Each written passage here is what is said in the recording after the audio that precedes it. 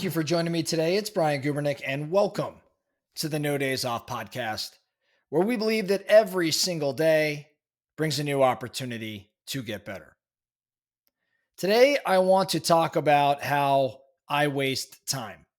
Now, that's not exactly what I want to be talking about, but it is what brought about today's conversation. See, I've noticed as I'm looking at my list of priorities, there are a couple things that I'm calling priority on that list, but for some reason, I'm procrastinating and I'm not getting them done.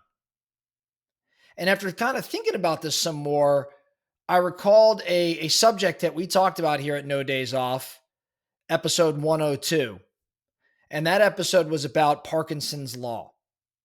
Now, again, it was almost 400 episodes ago, so I'm guessing you may have forgotten about it.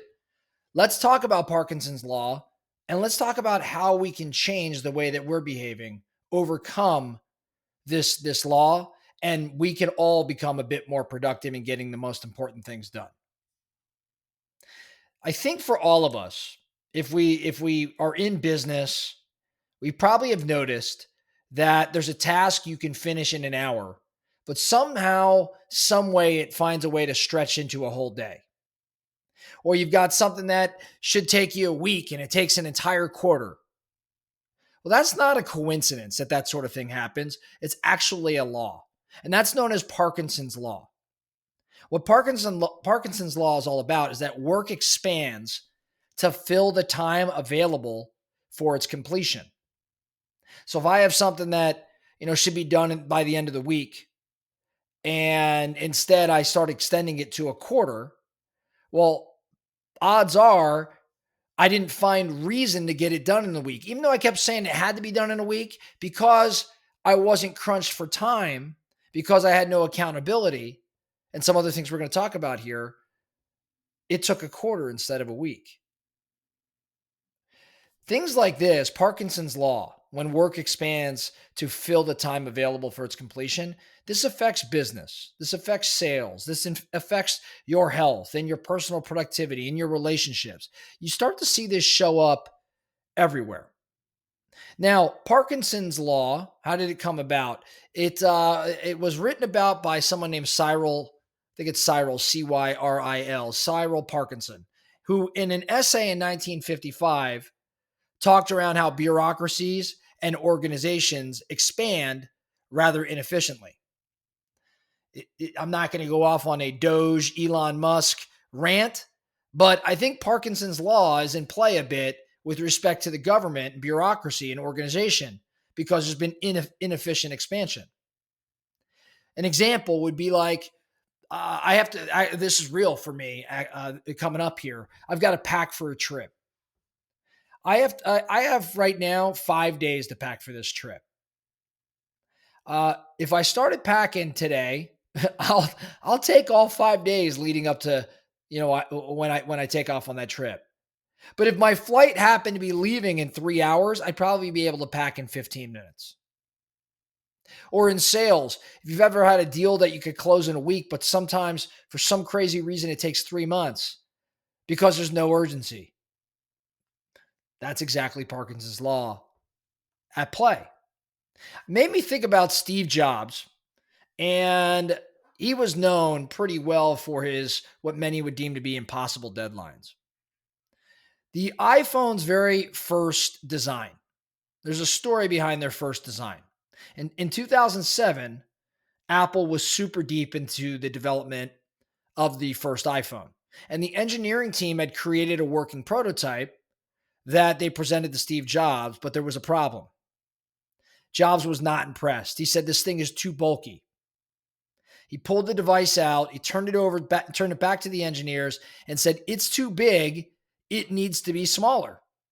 And the engineers said, "No, it can't be done.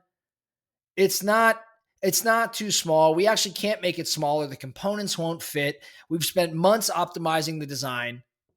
Shrinking it's going to require a complete overhaul." But Jobs, no surprise, stood his ground.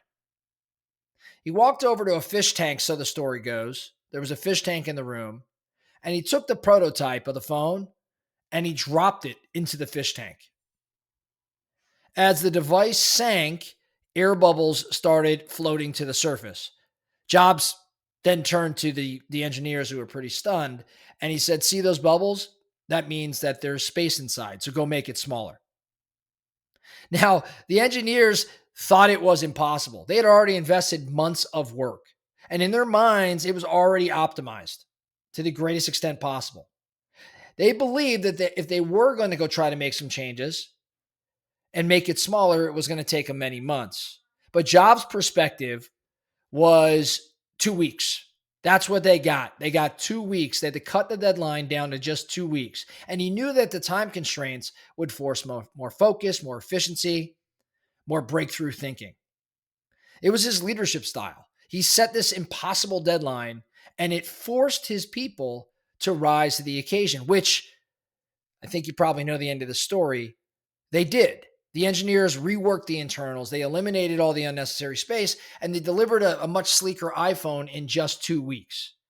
If he had given them 6 months, it probably would have taken 6 months, but it took just 2 weeks. Now, there's lots of side stories about how frustrated they were and how much they disliked Jobs as a result. But hey, what they said was going to take months, 6 months, took 2 weeks because he refused to give them any more time.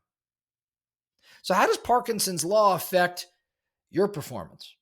Well, in sales and in business, sales cycles can drag out unnecessarily. Projects can take far longer than they should. In your health, in your fitness, if you give yourself 2 hours for a 45-minute workout, you're going to take all 2 hours and waste time. If you have tight deadlines, you'll make your training far more efficient. In your personal life, if you think you need all weekend to clean the house, you'll take all weekend to clean the house. But take it from me at my house, if you have guests arriving and they're going to be here in an hour, it takes us 30 minutes, what supposedly would take an entire weekend. So you start to see this show up all over the place. So the question then should be, how do I beat Parkinson's law? What can I do? And there's some things that come to mind for me. Number one, set artificial deadlines. Cut a task's time in half and force efficiency. So set an artificial deadline. And maybe if you set an artificial deadline and hit it, there's a reward for you in doing that. Use time blocking. This would be number two, set strict time windows for certain tasks. So maybe it's, I'm going to spend no more than 30 minutes on my email. I have no choice but these 30 minutes. If you have all day to get the email, you'll screw around with your email all day. But if you say, hey, I'm only going to give myself a start of the day and an end of the day window, watch how efficient you become with your email all of a sudden. So time block. Number three, no surprise, but I think we got to look at the 80-20 rule, Pareto principle. Focus on what actually moves the needle. I think the clearer we are around this awareness, I should say, around what moves the needle, the more purposeful we could be with time. Lastly, number four, I would say work under constraint.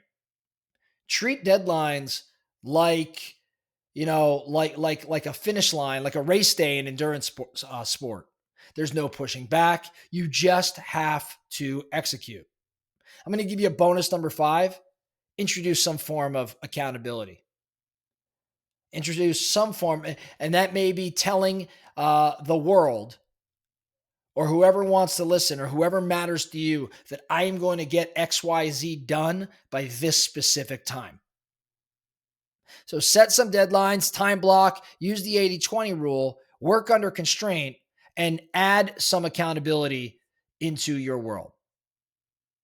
I think the big takeaway here is that your work is going to take as long as you let it. So stop giving yourself so much room. Right? Your work's going to take as long as you let it. So stop giving it too much room so it can grow right into that window of time you've given. My challenge for you today, I want you to pick one task today. And I want you to cut your normal time limit in half. So pick that task and cut that normal time limit in half. Here's an idea for you. If you're like me and you have a bunch of Zoom meetings and things like that, and they're 30-minute blocks, try to cut them all to 25 minutes. If you have 5 meetings today, and you cut those 5 meetings from 30 to 25, you just freed up almost a half hour of your time. So take the meeting request and move it down from 30, or the meeting schedule, and cut it from 30 to 25, and be firm in holding to ending at 25. You'll get a half hour of your time back. So on that note, I think we have a lot to think about. We have some actions to take. Thank you for joining me here today. The No Days Off podcast. Remember, every single day brings a new opportunity to get better. So let's get after it.